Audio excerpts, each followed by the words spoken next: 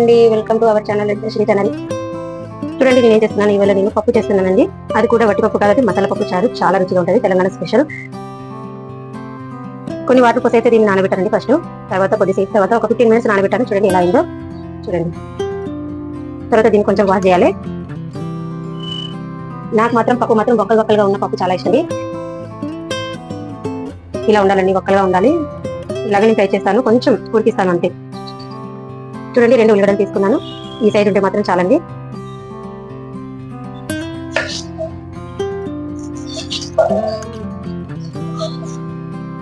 ఇలా అన్ని పొట్టు తీసేయాలండి అంతా. చూడండి వర్షాకాలం కదా, ఇక చూడండి ఎలా అవుతుందంట. బ్లాక్ అయితే డాక్స్ మొత్తం ఇలా అవుతుందండి వర్షాకాలంలో. ఎంత మంచిగా నీట్గా పెట్టుకుందామన్నా అసలే ఉండదు, పాడైపోతాయండి. ఉల్లిగడ్డలైనా ఎల్లిపాయలైనా ఏదైనా పచ్చిగా ఉంటే పాడైపోతాయి. చూడండి ఇలా అయిపోయాయి. చూడండి ఇవన్నీ మనం మంచిగా నీట్గా కడుక్కోవాలి, ఇలా నీట్గా శుభ్రం చేసుకోవాలండి. ఇప్పుడు వచ్చే వాతావరణంకు మనకు హెల్త్ ఎలా ఉంటుందో తెలుసు కదా మీకే. ఏ తిన్నా హెల్త్ ఖరాబ్ అయిపోతుంది, చాలా జాగ్రత్తగా ఉండాలండి. ఇలా నీట్గా కడగాలి, ఇలా సన్నగా తరుగుకోవాలి.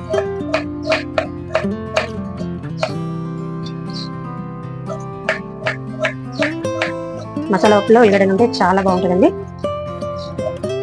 కొంతమందికి మెత్తగా చేసుకోవడం అలవాటు, కొంతమందికి వక్కలుగా ఉండడం అలవాటు. నాకు మాత్రం వక్కలుగా ఉంటుంది మసాలా ఉప్పు, చాలా నచ్చుతుందండి. మీకు ఎలా ఉంటుందో చెప్పండి కామెంట్లో. సో అన్నం కూడా ఉడుకుతుంది, అయిపోవచ్చిందండి. ఇక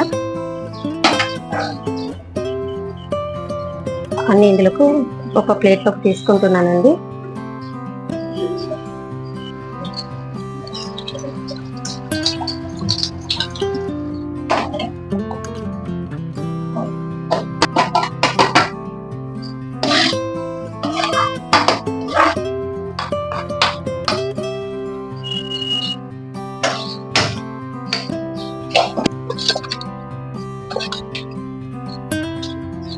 ఆవాలు జీలకర్ర అని మన పోటీ అని వేసుకోవాలండి.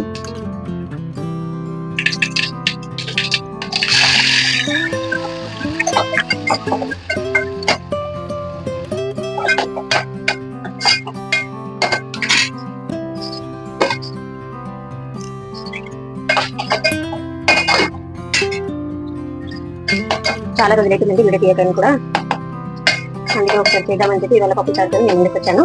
కొత్తగా చూస్తున్న వాళ్ళు నా ఛానల్ని సబ్స్క్రైబ్ చేసుకోండి, లైక్ చేయండి, ప్లీజ్ కామెంట్ చేయండి.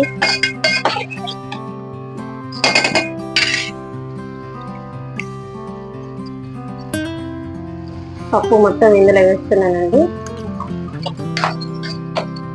ఇందులో కొంచెం ఫ్రై కానిద్దామండి, ఎందుకంటే వెంటనే వాటర్ పోయేది మంచిగా ఉండదు. కొంచెం సేపు ఆగిన తర్వాత ఒక 5-10 minutes ఆగిన తర్వాత మనం ఇందులో కొంచెం వాటర్ యాడ్ చేసుకుందాం. చూడండి అయింది, 5-10 minutes అయిందండి. చూద్దాం ఇలా ఉందో. ఇలా అయినట్టు ఆయిల్లో బాగా ఫ్రై అవుతుంది కదా. ఆయిల్లో ఫ్రై అయినాకో చాలా టేస్ట్ ఫ్రై అవుతుందండి.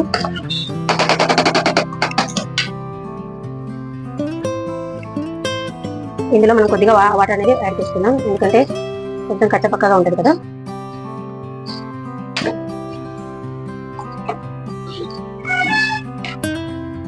చూడండి ఇంత బాగా కనబడుతుంది కదా కలర్. కొంచెం వాటర్లో ఉడకనిద్దాం, తర్వాత మనం కారం అనేది యాడ్ చేసుకోవాలి. ముందుగానే మనం కారం యాడ్ చేసాం అనుకోండి, ఇది సరిగ్గా ఉడకదు, మంచిగా ఉండదు. కాబట్టి మనం తర్వాత కొంచెం కారం ఇందులో యాడ్ చేసుకుందాం. ఉప్పు కూడా మనం వేయద్దండి, ఎందుకంటే ఉప్పు వేసామనుకోండి ఇది అనేది ఉడకదు. పప్పు ఇది బాగా గుర్తుపెట్టుకోండి. ఉప్పు అనేది కొంచెం పప్పు ఉడికిన తర్వాత మనం యాడ్ చేసుకోవాలి.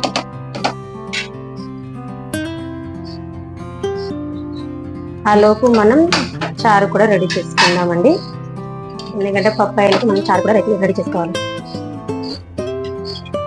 ఒక పావడు ఆయిల్ తీసుకున్నామండి.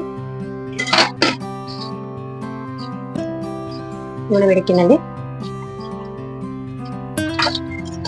కొంచెం ఆవాలు ఎక్కువ ఉన్నా కూడా చాలా బాగుంటుందండి. ఇందులో మిర్చి కూడా వేస్తారు, కానీ నా దగ్గర లేదు ఇప్పుడు. చూడండి కరివేపాకు ఇక్కడ చూడండి కొంచెం వాడిపోయింది కదా.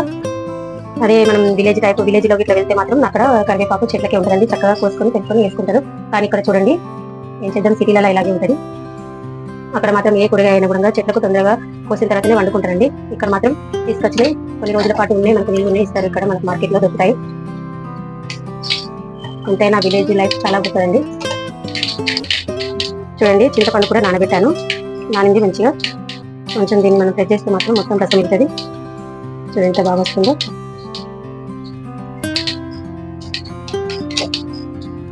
ఇందులో కొంచెం పసుపు యాడ్ చేశాను. ఎందుకంటే పసుపు వేస్తే మాత్రం చాలా బాగుంటుంది, స్మెల్ కూడా చాలా బాగా వస్తుంది. చూడండి తర్వాత ఇందులో ఆనియన్ అనేది మిక్స్ చేయాలండి. ఎందుకంటే ముందుగా మనం ఆనియన్స్ వేసామనుకో అందులో మన రసంలో మరిగిందా మంచిగా ఉండదండి. ఎందుకంటే అది మరిగింది వేరే ఉంటుంది, మనం సాంబార్ టైప్ చేసి చూడండి అలా అయితే బాగుంటుంది. ఇది బట్టి మనకు పచ్చిపులుసు చారు కాబట్టి ఇలా పైనుంచి మనం వేసుకోవాలి, అప్పుడే ఇది చాలా బాగుంటుంది. చూడండి కొద్దిగా సాల్ట్, కొంచెం పులుపు ఉంటుంది కాబట్టి కొంచెం సాల్ట్ అనేది ఎక్కువనే పడుతుంది. కొంతమంది కదండి ఇందులో కొన్ని మిరపకాయలు కూడా మనకు కాల్చి మరి ఇందులో వేసుకుంటారు. నేను మాత్రం ఇలా వేటిగా చేస్తానండి, కొంచెం కారపొడి వేస్తాను, చాలా టేస్టీగా ఉంటుంది. ఇలా కనుక చారు మనం చేసుకుంటే చాలా టేస్టీగా ఉంటుందండి. ఒకసారి మీరు కూడా ట్రై చేయండి.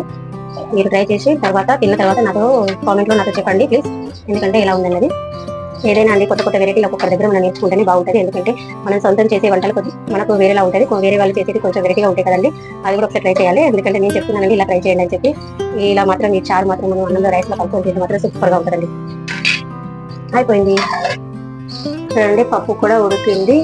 కొంచెం మనం ఇందులో కారపొడి వేసుకుందాం, సాల్ట్.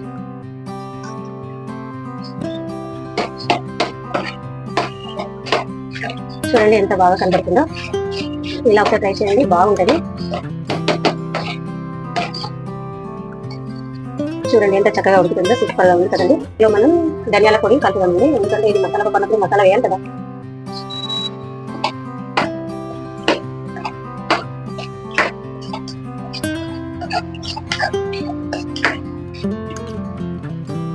అయిపోయిందండి.